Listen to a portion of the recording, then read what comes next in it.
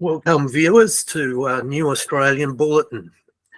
The trouble today is all around young models of systems. America abhors history. It won't tolerate tradition. And from that system has emerged the final stage of capitalism, a super capitalism no longer dependent on the illusion of democracy. The problem is felt in groups that advocate for the rights of the indigenous and pioneer post-European cultures. We have shifted into the new in an authoritarian yet democratised netscape that also runs counter to tradition. We have opened up a universe where everyone has an opinion, no matter how ill-informed. For one, Australian nationalism does not need refinement, improvements, or new theories. Long ago, it defined itself, its goals, and its philosophy. Today, the security services have learned that using youth inside such a milieu is an effective new era strategy for diffusing the cause of nationalism. It's quite brilliant, as youthful arrogance, low attention, and a lack of fealty can be used to thwart all the good work leading up to this point. We at New Australian Bulletin are not interested in internet phenomena. We also have a strong wish that young people don't expose themselves to the beast of the system, as they have so much to lose. We have come to this point and sacrificed so much so that they don't have to make those mistakes. In that spirit, we count the wisdom of experience. Paul Fromm is one of the most experienced advocates for white European expression. He joins us today. Paul is from the Canadian Association for Free Expression. Greetings, Paul. It's great to be with you, Stanley and Dr. Saleam. Now, it only occurred to me the other day, Paul, that you've actually experienced life in Canada under two Trudeaus. And I note that you co-authored a book, didn't you? I'm sorry, I would. Did you co-author a book?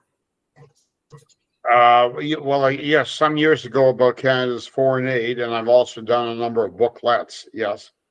My most recent one is called The Cult of Kalergi, which looks at Count Richard Coudenhove-Kalergi, who masterminded what came to be the European Union. But the point most people, or at least more popular historians, miss is that this was not so much about economic union or removal of some barriers so the European nations could cooperate better, because if that's all it were, it might make some sense.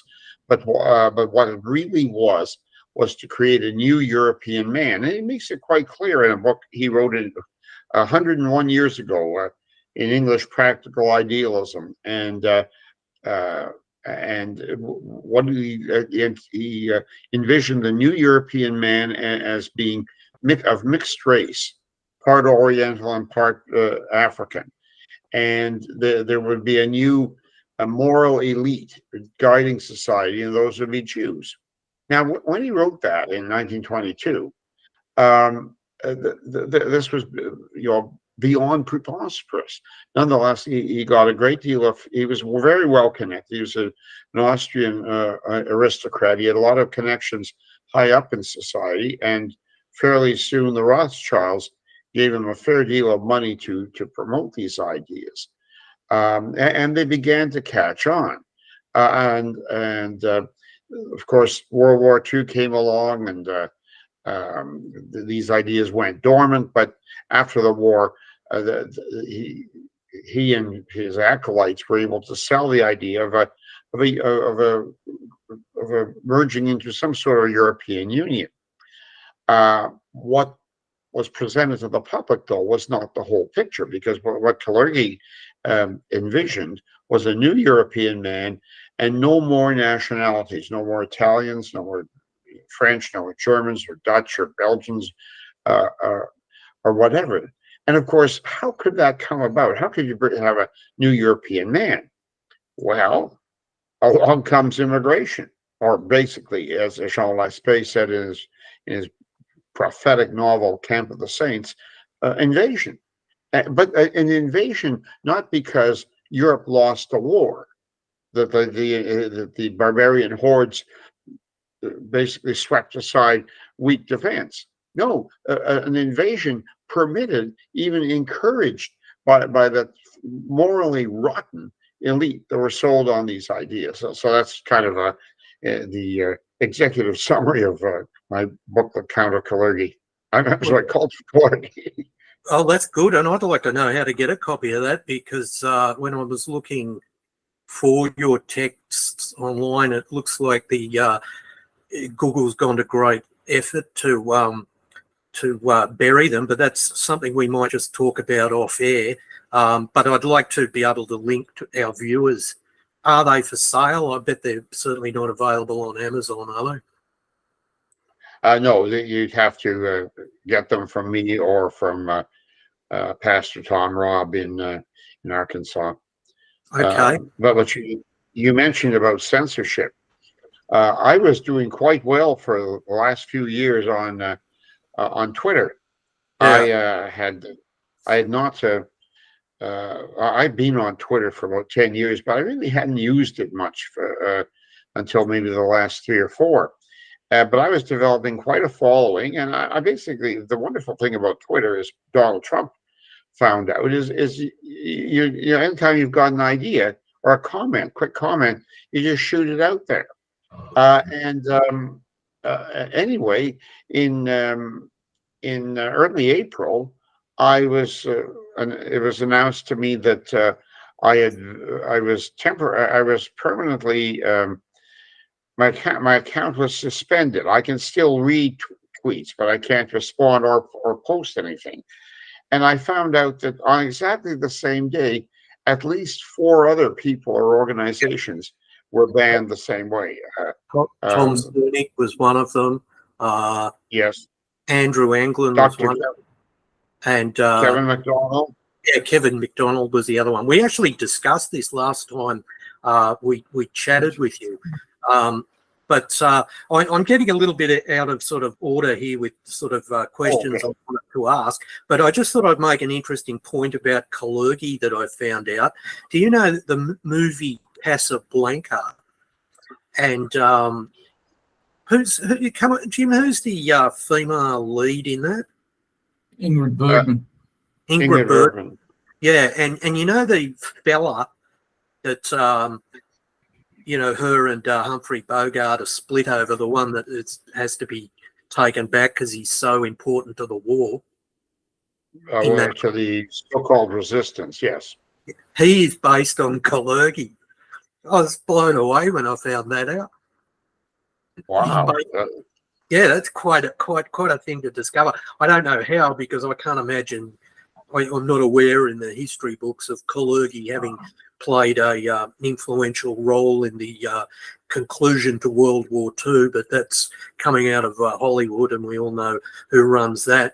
But getting back to my original point, you've actually lived under Trudeau Senior and Trudeau Junior, and I was looking up Trudeau's pedigree, and they seem to have come from well, you could arguably be Canadian aristocratic lines originating, I think, with the British.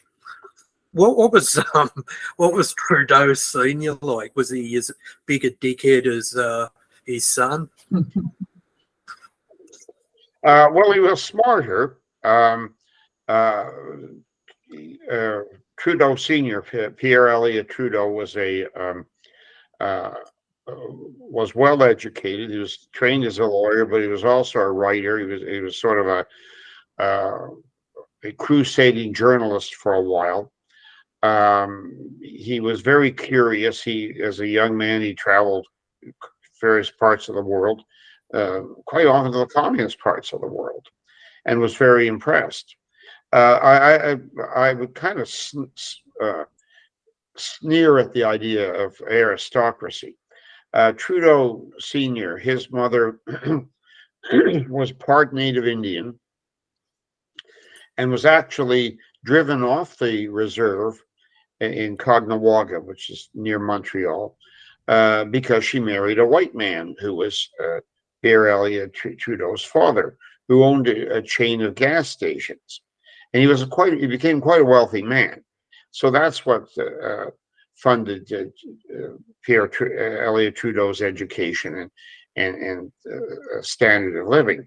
But I wouldn't call his family old aristocracy. And then now Pierre Trudeau, late in life, married Margaret Sinclair. Now, Margaret Sinclair might be a little closer to Canadian aristocracy. Her father was a wealthy British Columbia liberal, a big power in the Liberal Party, and he was a Canadian senator. They had this problem, though, of Margaret, their daughter, and she was a flower child, deeply into the drug scene, highly promiscuous, and the idea arose, well, why don't we marry her off to this older man? He's the Prime Minister of Canada, and this will calm her down, and all will be well. It also serves Pierre Trudeau's purposes because he was at that point pushing 50 or maybe a little over 50, and there are constant buzzes and rumors. Why isn't the guy married? And especially as he pushed forth when he was Minister of Justice a couple of years before, he pushed forth a bill legalizing buggery, or I should say homosexuality. But so there let's express it in the trueness of the English language, because indeed.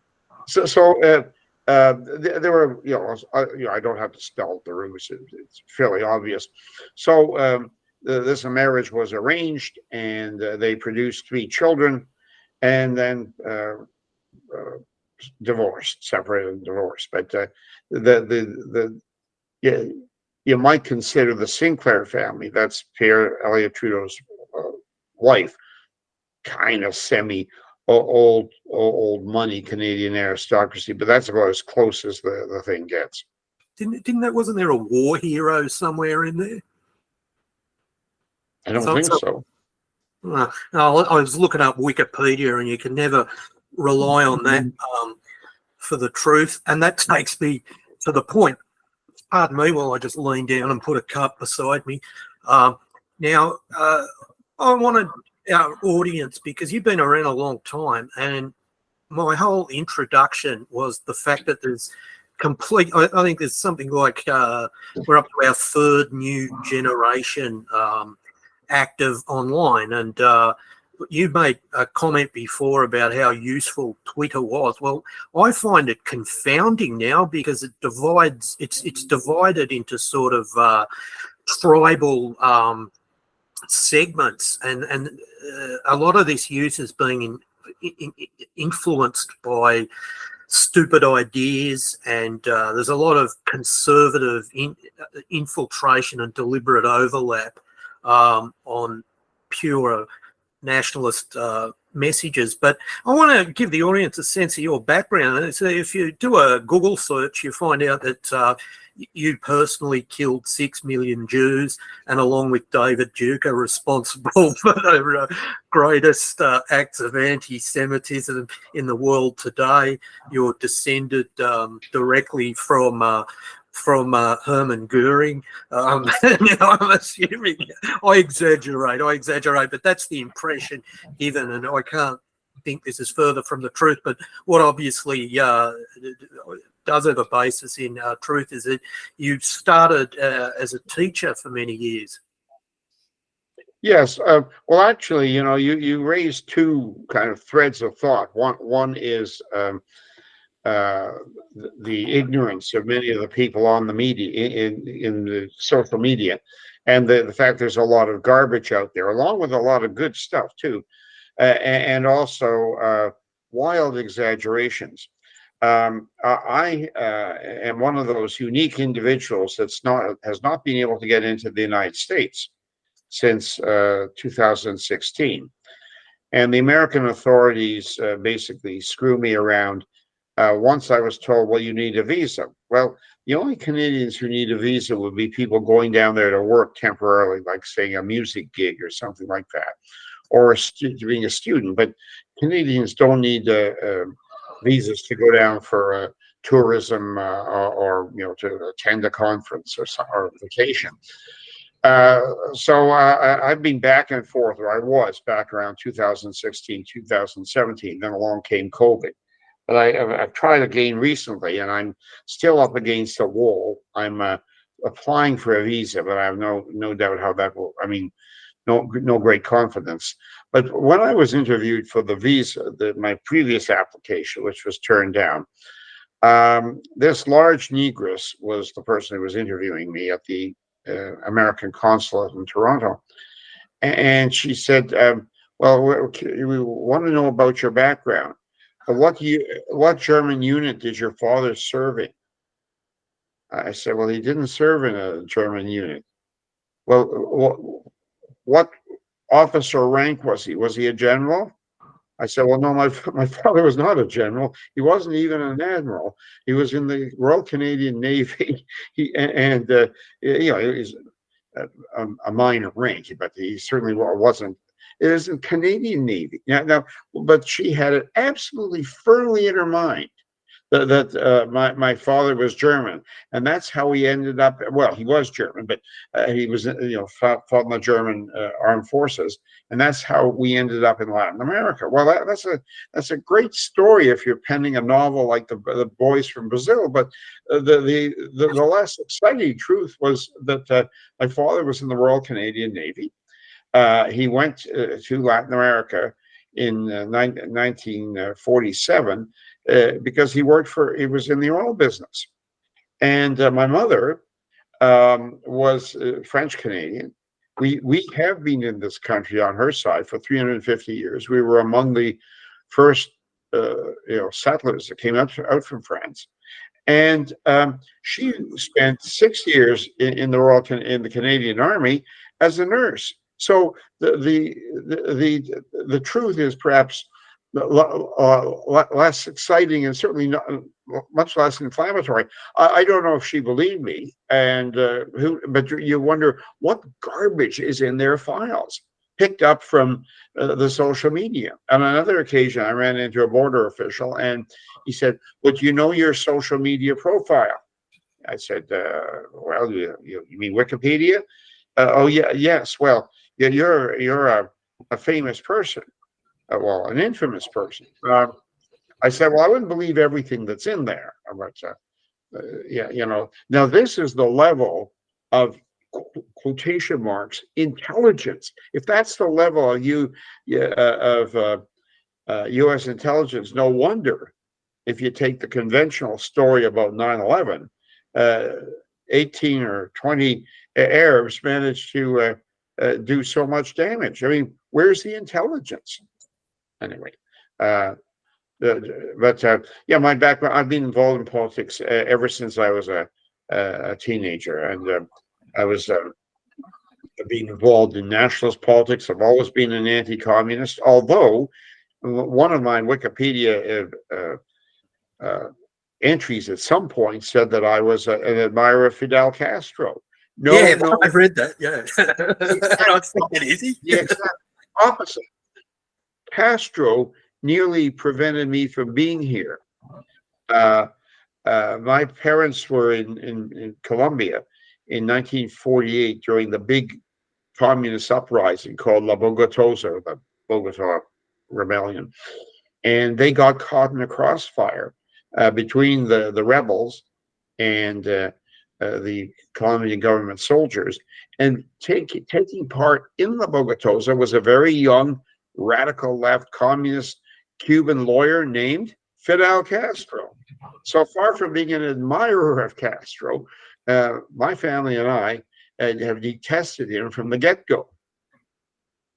Well, we know that Twitter and its co-founder came out and said that, I'm sorry, not Twitter, Wikipedia is notoriously a propaganda asset for what we call broadly the globalist left.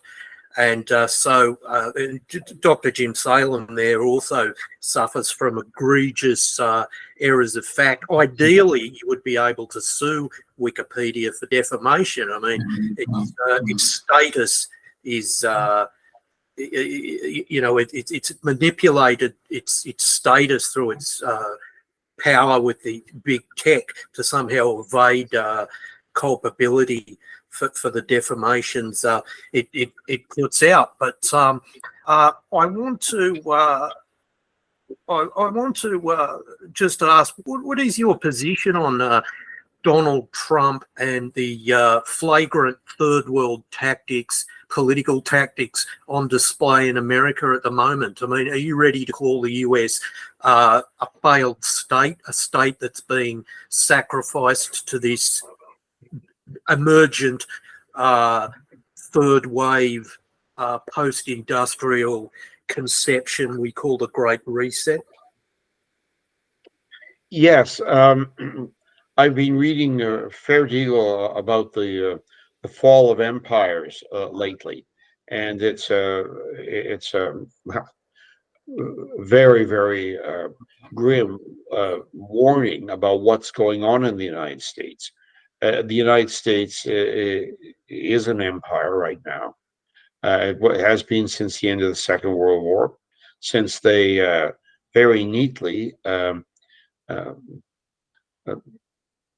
replaced Britain, allowed Britain through its poverty and its insane commitment to fight Germany, to be hopelessly in debt to them, and the price of saving them was basically the winding down of their empire, which in many ways the Americans have taken over. Americans have bases in, I believe, 150 countries. There are, I think, 207 countries in the world. I'd be hard pressed to name more than 100, but they've got bases practically everywhere. I'm surprised you're not on an American base. We are. We have one of the most important bases here. It's called Pine Gap, and Pine Gap allows America to spy on half the world because of Australia's location and its connectivity to the satellite system. It's of extremely important surveillance capability to the States, which is why, I hope that a meteor comes down very soon and crushes it, because there's nothing good about being part of this American empire. And as you say, following the World War II, and don't forget Roosevelt, who died just before the end, but was absolutely had the greatest antipathy to European empire. And what happened? America went on to replace England, as the dominant financial power, and it's become a cultural and economic hegemony, and of course military hegemony from there on. And I think it was Henry Kissinger that said something about "God help you if you're a friend of America," something like that. But one of those. Well, I was going to bring up, speaking of this cultural poison, and part of the fall of it, and this, what I mentioned in my introduction, America's disdain for tradition, and everything's forward, which is why we have horrible architecture, why we set fire to our social norms, is that horrible teacher in Toronto with the massive fake boobs that come out here. Do you know what I'm talking about? That sick creature I noticed is back in the news because it's returned to school. And I don't know what this transgender movement can only be being used as a means of destroying our right to express reality. And this is, and I say, this is part of American cultural hegemony. Well, yes, we really are living in the Weimar Republic of the total moral confusion. Not just degeneracy. That's one thing, but confusion. And I understand the United Nations was responsible for pushing something that seemed to erupt almost overnight 5 years ago, and that is readings in public libraries by drag queens to young children, reading stories. Oh, how cute! They're reading a story. Well, fine, it's great if a person reads a story to a kid, but drag queens, and that of course, my friends and I and many others in Canada and the United States have protested this. But what lies behind this? Well, what lies behind it is confusion about identity. Young people, I mean, not all, most are pretty grounded, but some go through stages of questioning. They don't quite know who they are. And now you've got people saying, well, you might actually, you look like a little boy, but you might really be a girl. There's a little girl inside you, and vice versa, and with various other combinations, not just the two, boy or girl. I think the Germans came up with 57 different genders. I kind of run out after 4 or 5. I think it's 64, isn't it? Oh, it's 670,219. But it's amusing because today it was reported that former Australia's first female Prime Minister, former Labor Prime Minister Julia Gillard, fell afoul of that big test when she was asked what is a woman, and she she would have been absolutely firebrand on the topic hitherto, but being a good globalist, she won't answer that now. And as you say, it's about eradicating identity in a very close model to that of Kalergi, because I mean, marriage to this invasion of the state into the family home. Let's face it, if anybody should be reading stories to children, it's their bloody parents, not some pervert dressed up in garters, stockings, and hideous makeup. And there's a conscious, at the same time, a conscious program of denativizing European countries by overstating or alleging a strong native bond from primitive peoples with no genuine claim to the land or to the nation that has come to be conflated with the once undeveloped land that disparate tribes once inhabited. That's why in Canada you've got a push to elevate the Indian to some level of higher human consciousness, and in Australia this push toward give Australia this Aboriginal motif that it has nothing to do with the country that is known as Australia. And in America and in England, right at the moment in England, there's a thing called the Notting Hill Carnival. And I have never seen such a display of pornographic voodoo with blacks twerking their bottoms and gyrating on each other and simulating sexual intercourse. This is all part of the cultural restructure. They're destroying the strong identities of these countries, of our countries. And white replacement is a very, very real thing. And it's all stemmed from, the sad conclusion to what began in America post-World War II. I think you could call it a new wave. You had agricultural society, which was replaced by industrialization, which changed the whole way we lived and changed culture around family and changed the way we perceived time and the way we interacted with nature. And now you've got this third era, which is up for grabs because industrialism's achieved its goal. It's created a world market. It doesn't have to do that job anymore. So sell down 1% of the wealth, or 90% of the wealth in the hands of 1% of the people. What do you do with the people? It's what do they do with us? So I think Jim's getting anxious to. No, I'm following this argument. So well, I'm more making a statement at poor Mr. Fromm here. You hit the important point, and identity is crucial. If you don't know who you are, then I could probably tell you who you are, and I control you. If you don't have a sense of who you are, and the cultural Marxists, the Frankfurt School, realized that people with identity are the enemy.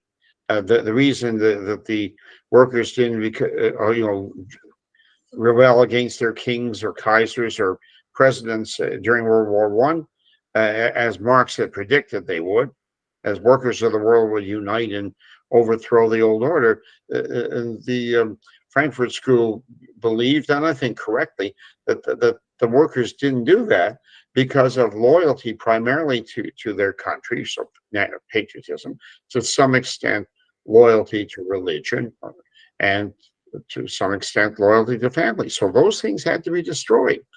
And if you could destroy that, then what you've got is nothing but a lumpen mass of consumers. And that's the way big business, as well as the cultural Marxists, treat us today. That's where immigration is, as far as they're concerned, is fine, because we're all just simply economic units.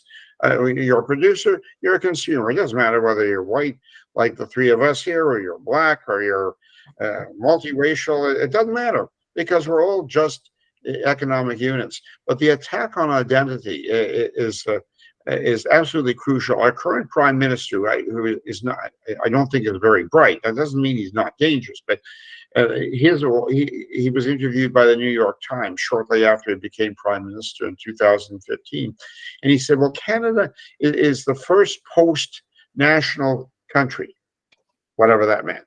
We don't really have a core identity, or in other words, of course, that's a great way to describe us if you want to flood us with third world immigrants. Well, there's nothing really there anyway. Just replace it." And there's been an absolute drumbeat of attack on the European founding settler people and our history. You alluded to it about the elevation of the native Indians to some sort of almost heroic status that we came in and marred. Nothing very heroic about it. Thomas Hobbes had it absolutely right. The lot of primitive man, or the life of primitive man, was mean, nasty, brutish, and short. That's what our ancestors, the founding people of this country, my ancestors, found when they came back to North America in the case of the French in 1537. That's another thing altogether. I say came back. We were here 10,000 years ago.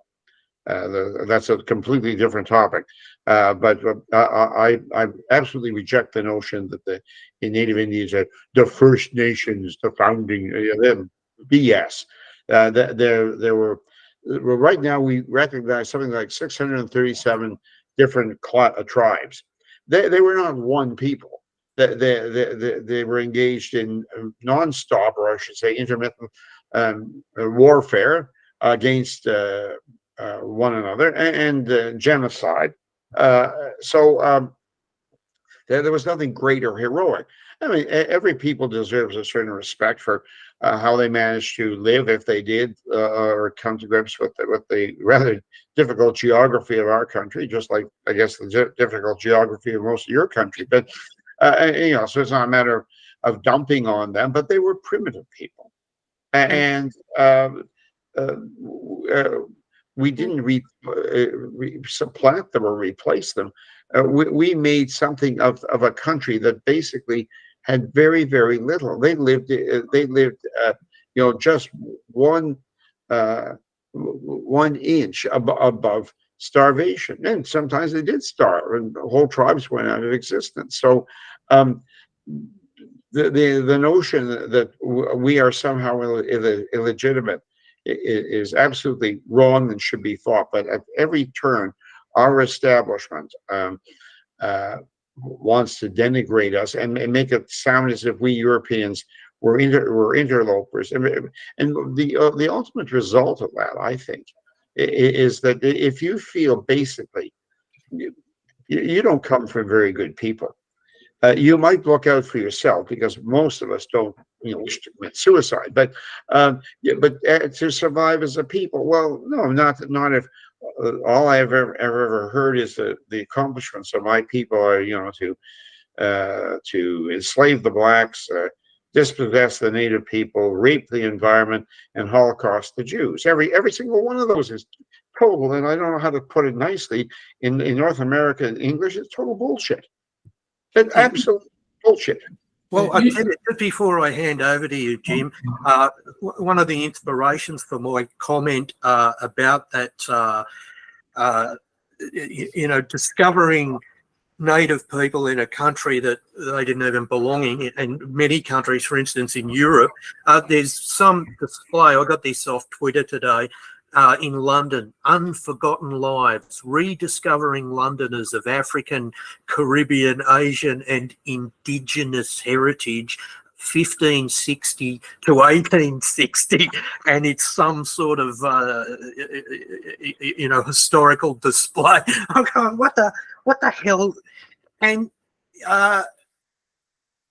I think we've basically covered why they're doing this, but it's so untrue, but it empowers these stupid, and I'll say that, these stupid, violent races that want to come and be oppressed, so that they can take their deserving rewards for being oppressed.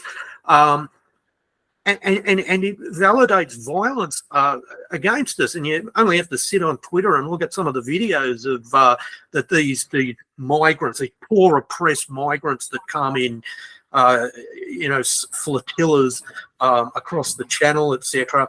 And they make videos of themselves with cameras. I don't know where they got these high-end bits of technology, filming themselves picking on some lone white kid and spitting on him. And, of course, a big bandage goes around the mouth of the complicit media in all of this. But I'll sum up by saying transhumanism, I believe, is part of the agenda to depopulate in the name of climate change, another hysteria that's attendant to this third wave of human civilization. And if you confuse the sexuality of young people, they're not going to breed. And if you convince them they're a danger to the planet, they're not going to breed. And, as we know from a hell of a lot of these transgender surgeries, there's going to be a lot of court cases in about 15 years' time, put it that way, when all of the suffering from the medical, they're going to say, but they'll be suing their parents, suing the government, etc. That's the state of where we're at now. I will hand you across to a very patient Dr. Jim Saleam. No, I'm quite intrigued by everything. Well, it's Jim's turn to ask you some questions, Paul. So the discovery in Western Canada, maybe 20 or 30 years ago, of a partly Melanesian race. Where did that discussion go, Paul, in terms of the native Indian debate? Well, you don't mean the discovery of Kennewick Man in the Kennewick Man. That is very much gone underground. Well, just briefly, a skeleton, fairly well preserved, was discovered in the little town of Kennewick, in the northern part of the state of Washington. Yeah, about 20 years ago, and he was in his 40s. He had an arrowhead in his hip. It looked as though he had probably died of a fairly slow death from his injuries. Anyway, but what was really significant was the skull. It was not Native Indian, and in fact, he was European, and so this was well, extremely upsetting. That the Native Indians under the American legal structure claimed his remains and didn't want the remains examined. Most of the remains were badly handled, and eventually the natives buried him. But what they were able to discover is that he was definitely not native. Now, there's some argument that he might have been Proto-European, maybe a little bit like the Japanese Ainu, who of course are not Oriental. But this is immensely disturbing. So that got largely swept under the rug. But there have been repeated evidence. The case about our ancestors being in North America prior to, well, let's say prior to the Vikings, but certainly considerably prior to Columbus in 1492, is widespread. There's in the American Southwest remains of a tribe that were called Spirit Cavemen. The skeletons are European. In Eastern North America, there's evidence of a type of arrow and spearhead that were found in the Pyrenees and were called Solutrean men. They were Europeans living in what's now the border of France and Spain, and there's evidence right across Eastern North America of these people, and there's fairly, I think, reasonable speculation as to how they got here. As the Ice Age began to retreat, the ice in the North Atlantic was a good deal farther south than it is today, and they were able to, with their boats, hip hop from iceberg to iceberg, and probably fish a little bit along the way, and made their way to North America. And they were here at least 20,000 years ago. So we were here, but we don't have to cede First Nations to anybody. But the whole Kennewick man and the Solutrean man information is very much marginalized and suppressed because it would completely sink the current narrative of the native people, or I mean the Indians being the First Nations. Right. In Australia, obviously, the history is a little bit analogous, but it's also different. There is no doubt that the Aboriginal groups go far back in time, and but there is an argument that other, possibly non-Europeans, had connections with Australia back a long way to the time of the Ice Age and the lower levels. The cities off the coast of Japan, some Pacific islands that betray considerable development.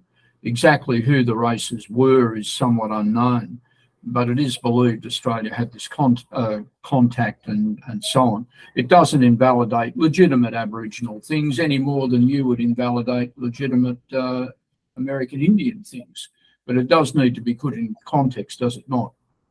Yeah, and that's the point.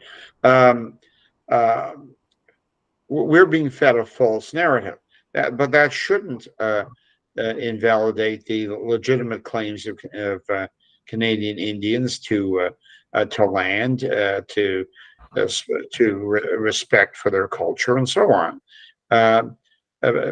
but I don't think I respect your culture by demeaning my own, and that's the propaganda that's being shoveled out at us, a propaganda of guilt, and there's a great lack of truth in all this. Like in immigration. Now it's a standard belief put out by our own Canadian government that Canada is a racist country. Well, I have to ask myself, why are people from the Philippines and China and Africa beating down the doors to come by hook or by crook to Canada? Why would they want to come to a racist, white supremacist country? We don't have leaders who are prepared to tell the truth. I think Stanley asked me what I thought about Donald Trump. I like Donald Trump. I think he's a positive force. I think he's a hurricane, even a force of nature. I don't think he's a white nationalist. I think he is a real American nationalist, but I don't think he's a white nationalist. He has his, he's certainly compromised with the Jews in his own family. There's certain things like his relationship to Israel that I certainly don't agree with. However, I think he has quite often told the truth and has greatly upset the globalists. So he's a flawed person. But beside Sleepy Joe, the current American president, and the coterie of crazies that he has around him, Trump would be better. In the case of the current Canadian Prime Minister, there was something said before. How could a person who does not believe in any form of set identity possibly think anything about First Nations, let alone his propaganda of defending state sovereignties and identities in Ukraine? It seems that a lot of this is a type of propagandistic hypocrisy. Would you say that's pretty right, or what would you say? Oh, yes. I mean, for somebody who says we have no identity, he's awfully concerned about the identity of the Native people. And I think he's simply using them to shame us and undermine us. There's an ongoing scandal. It was a scandal when he became prime minister in 2015 that something like 25 Indian reservations across Canada do not have drinkable water. And, for a nation that's absolutely swilling in water like Canada, I mean, there are exceptions, of course, but why is that? Or why can't it be solved? Well, he's been in since 2015, so 8 years further on, there's still 25 reservations that do not have drinkable water. Well, if he's so concerned about the Native people, why didn't he solve that little problem? That would be something tangible. But I think he's fundamentally insincere. And yes, this defense of nationalism in the Ukraine is breathtaking. And the fact, what clued me in initially to the fact that we are being lied to, is the fact that everybody was for the Ukraine. The entire fake news media. Almost all political parties, all commentators, they're all on the bandwagon of poor Ukraine. We've got to help them. We've got to help them. I thought, well, there's something going on here. And what's going on? I'm sure, you probably take the same position that it's a globalist attempt to exert control in the Ukraine. They've got their man in power, Zelensky, who is really not Ukrainian. He's a Jew. He's his sterling qualifications are he's incredibly corrupt. He's become incredibly rich, and his background is was a third-rate comic entertainer. In fact, there's a video on the internet, and I'm sure you've seen it. almost everybody has. He and another guy are playing a piano in front of an audience with their pants down, and the idea is they're hitting the keys with their penis as well. Of course, that's probably not real what's going on, but the audience is laughing hysterically. Oh, ha ha ha ha! Can you take this seriously as a leader? But he was assisted with massive Western money to consolidate power and to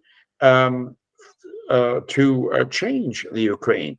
He was bringing in, according to their instructions, a lot of third world immigrants, and he was facilitating the whole LGBTQ agenda. In other words, preparing the Ukraine to be a lot like Western Europe, so they could eventually join the European Union. And he was, the relationship between the Russians and Ukrainians are fraught. And I'm a nationalist, and I certainly totally understand. The Ukrainians do not want to be a part of a new Russian empire. I totally understand that. But from the time that Ukraine became independent in I believe it was 1991 to 2014. There were relatively good relations between the Ukraine and Russia. But when Zelensky took over, the legitimate Russian concerns were simply ignored. Russia does not want a NATO power on its southwestern border. It rightly feels threatened, and America felt threatened when Khrushchev had a few missiles in Cuba. The slogan was that they're only 90 miles away. Well, I think Russia has a legitimate interest in not having a NATO power. And then there are a couple of disputes, the disputed areas.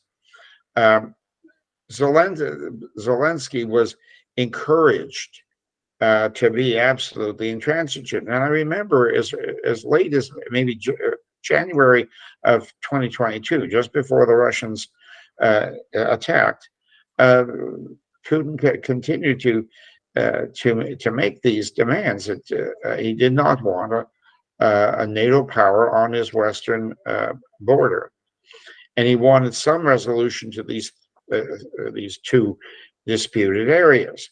But Zelensky was assured that if he gave the big finger to Putin, he would be supported, and he was. And we now have a meat grinder killing white people, Russians, Ukrainians going on there, and I don't see who benefits, except the globalists.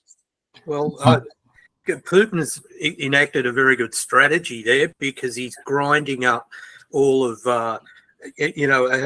America and Europe's military assets, and he's exposing them to be not as good as they've been touted to be. That's a thing. But I mean, it's very interesting, as you say, that a bunch of hardened nationalist Ukrainians who, for some reason, tattoo themselves with swastikas and the whole gamut should rally behind a Jewish grifter to be ground up in a meat grinder so that BlackRock can take over their country and fill it with the usual coffee blend of, Africans, subcontinentals, and Arabic economic miracles. And the whole question is, if this is some sort of economic realignment, I don't see it, because these people aren't exactly gifted with elevating civilizations. Their genius lies in destroying them. But I'll pass you back to Jim. That was just a comment. There was a point made by Tom Sunic recently that one of the funny political byproducts of this war might be very alienated migrant people from Ukraine who'll turn up in a number of countries. And there was an incident in Poland only the other day where a group of pseudo-Ukrainian extremists who follow this man called Bandera. Oh, yes. And they'd made a cult out of him, and they were beating up Poles. And some of these Poles were also patriots, but they were ordinary people, and they were beating them up, and they wanted them to do certain things in their favour. And Tom was sort of suggesting a lot of these elements might appear in various countries as political tools. There's some, I won't say exactly what on an open show like this, but there's a few signs that this might also be the case here.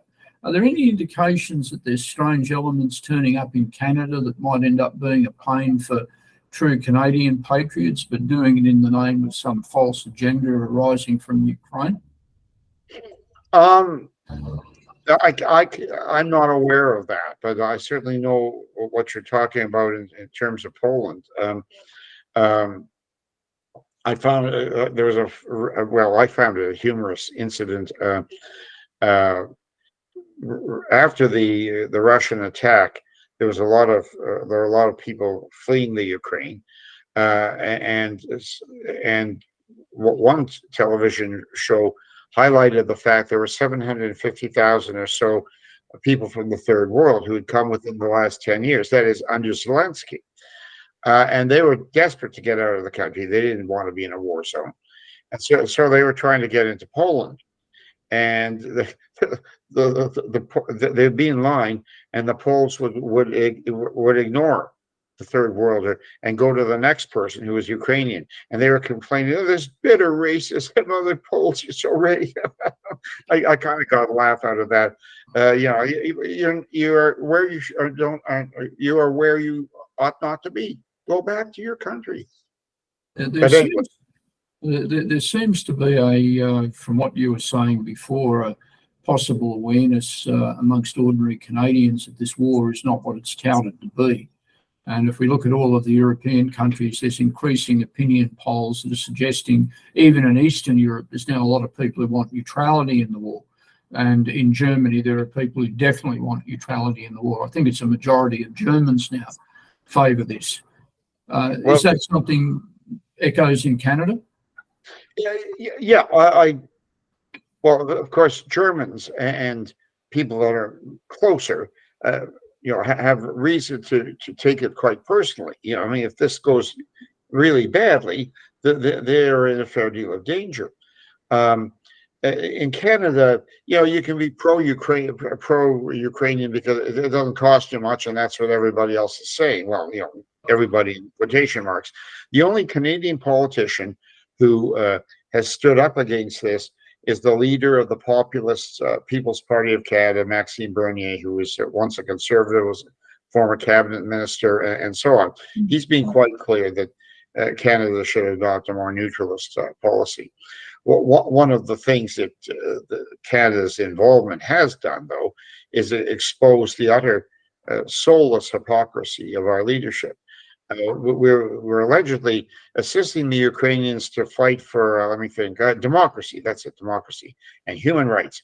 Well, the Trudeau invoked the most serious restriction on human rights that we have in Canada. It used to be called the War Measures Act. This was the Emergencies Act, and it was invoked in February of last year to solve a parking problem. The truckers had parked their vehicles up on Parliament Hill for this big protest that had gone on for 3.5 weeks against the restrictions that are being brought in under COVID. So we smashed human rights in Canada because of a parking problem. Let's see, but we're going to support human rights in the Ukraine? BS. The other day, Canada sanctioned 17 more Russian individuals and entities, because we're opposed to the violation of human rights there. I prayed the Russian ambassador would call the Canadian foreign minister in and say, "Are you kidding? You're defending democracy. You've got political prisoners in Canada. a good friend of mine, Leslie Borey, is now being in jail for 6 months, unable to get bail, even though we have the most liberal bail. Basically, we have catch and release. If you're a black street thug and you knife somebody, you go before a judge. Okay, you're charged with attempted murder. You have a long string of previous convictions, but you'll be put back out on the street with a promise that you'll show up for your court case. Because it's political, Leslie Borey, who just like you do podcasts, he's blunt, he's outspoken, and he made some pretty rough statements back in February. He's charged with uttering threats, which is still a fairly minor charge. He's not been unable to get bail. Several of the leaders of the Freedom Convoy, like Tamara Lich, who's just put out a book, spent 57 days in prison. It was with only the greatest difficulty she was able to get bail. She was charged with conspiracy to counsel a mischief. That doesn't sound like a very serious charge. Conspiracy to counsel mischief. And even though she does have bail, her conditions are horrific. She's not allowed to go on social media. She's not allowed to make comments on the social media about the protests against the COVID restrictions, etc. So the point being, we have a highly politicized justice system that militates against freedom and our rights. If you're a common street thug, no problem. If you're political of the wrong sort, you've got legal problems, and that's why I think way back in our conversation, I think the suggestion was made about legal action against Wikipedia in general, with highly politicized legal systems. Certainly, that's true in the United States and Canada. I don't know about Australia. People with our views would simply be crushed. You'd be tossing good money after bad. Obviously, Canada has a highly developed human rights thought policing system, and I think you've been a victim of it a few times now. How do they target people? How does the targeting begin? Well, in terms of human rights complaints, human rights actions are complaint driven. So if somebody has a problem, or doesn't like your views, they will could make a complaint to a Human Rights Commission, and we see that with he's rather famous, Dr. Jordan Peterson. He's written a number of books that are, that give fairly good advice.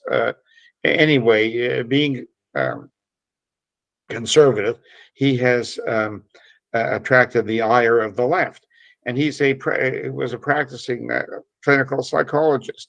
So there were complaints made that his public comments made people feel uneasy or felt unsafe. Everybody feels unsafe these days, and so the College of Psychology, the Ontario College of Psychologists, found against him and ruled that he has to go at his own expense for re-education about how to appear on the social media, on Twitter, and how to be sensitive and so on. Well, he said, no way, absolutely no way.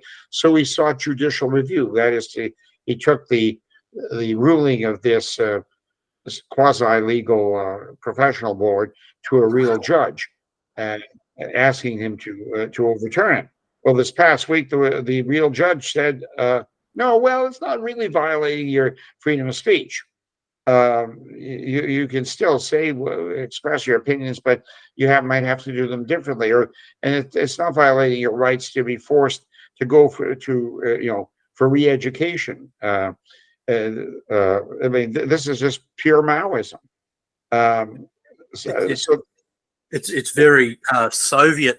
Well, gentlemen, we're well over the hour mark here. I'm just warning you. To sum up the state of Canada, I've pulled up this headline from the Daily Mail from a couple of weeks back. Canada's push to euthanise veterans with PTSD is disgusting and unacceptable and infuriating, says female artillery gunner who spent 6 months on the front line in Afghanistan. Now, you know, you've just discussed lawfare and political persecution, but if we accept, as we've discussed earlier, that we're living in a American empire, and the former head of that empire, Donald Trump, can be wielded before a court for just for on the basis of anything. I don't know. This crap in Georgia at the moment is the most ludicrous. There's nothing even there than what hope do the rest of us have. I think the beginning of the end starts in this illusion of democracy when we simply don't turn out to vote anymore. When one day, and adjunct to this, as I tumble over my ideas here, is the cost of living. And I've been watching some TikToks from people in America explaining how, they can spend $400 doing 1 week's grocery shopping. I'm sure in Canada it's the same. It's certainly that way in Australia, as we're distracted by this rubbish about an Aboriginal voice to Parliament. People are starving. The cost of power is akin to like 2 years' worth of credit card debt plus compounded interest. Until we just say no more, until people just refuse to turn up to work, people in Canada people in California just say, all right, if I'm not going to be charged for shoplifting, let's just go in and do as Leroy does and stuff our, Christmas sacks full of goods. Then it's not going to end. There's no political solution to it. There's no terrorist solution to it. The only way it would ever there'll ever be any response is if we get together in our correct communities and resist en masse. And so that makes us gentlemen voices crying out in the wilderness. And that in its own way, that is what really scared the Canadian elite about the truckers' convoy. This was mass resistance. It wasn't maybe terribly strategic, and it wasn't part of a political revolt, but it was mass resistance, and that scared. I mean, they basically shut down human rights for a period of time to deal with it. They know they're fragile, and actually the situation, the economic situation you pointed to, has gotten considerably worse since February of last year. Rising interest rates, rising costs of food, fuel, insane housing prices and rental prices.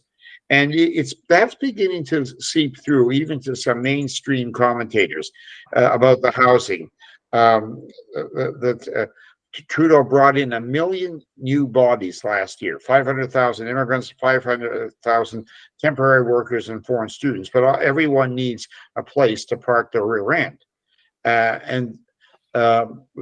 We have inadequate housing for our own people, and yet Trudeau is committed to bringing in 500,000 immigrants a year for the foreseeable future. And even mainstream commentators are saying, but the housing is inadequate. We're so far behind. This doesn't make sense. Now, I might say, well, I've been saying that for 20 years, but there is a growing unhappiness, and people are linking it in some ways to government policy. The high cost of fuel, for instance, which affects just about everything you buy, particularly groceries, is in large measure because of the insane carbon tax that to save the planet. And there is increasing public resistance, but I agree with you. There's we have to find ways to resist and rebel. Sorry, I had a bit of technical difficulties there, but I realised it was just coming from my Chromecasting, which is where the what we're seeing on the screen here is cast to my TV there. So if you see my eyes going up and down, that's because I'm looking between two screens. Well, gentlemen, I think we've had a very Thank you.